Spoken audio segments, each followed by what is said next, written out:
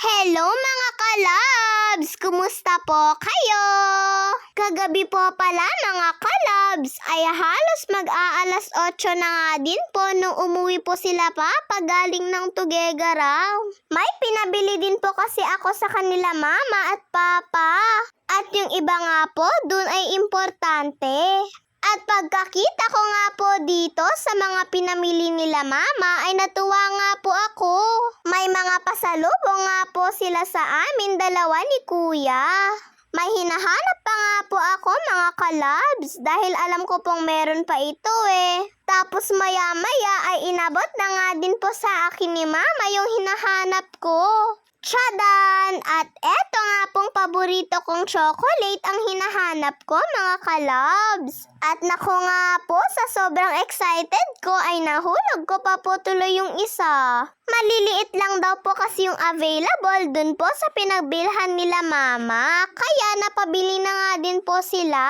Nilagay ko na nga din po kaagad sa ref para po tumigas. At yung mga marshmallow ko nga po ay nilagay ko na po ito sa drawer. Ang mga importante po palang pinabili ko sa kanila mama, mga kalabs, ay eto pong mga gagamitin ko para sa school.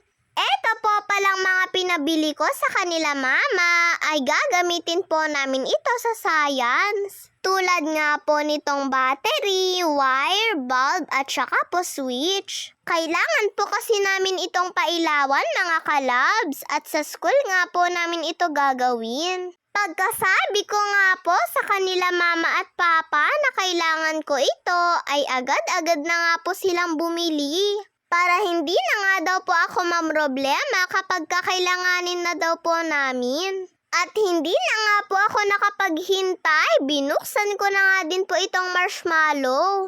At syempre, nag-thank you nga din po ako sa kanila mama at papa para po sa mga pasalubong nila sa amin.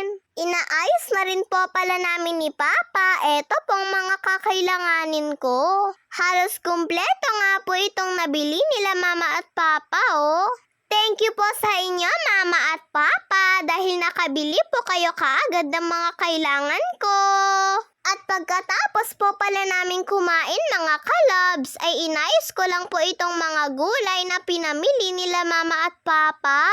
Gagawa na naman po kasi si mama ng kimchi. Lagi po kasing sinasabi sa kanya ni kuya na gawa naman po siya ng kimchi. Matagal na rin daw po kasi yung last na gumawa si mama ng kimchi. Hindi nga po makagawa agad si mama dun dahil hindi rin naman po makabili-bili kaagad si papa ng mga gulay sa palengke.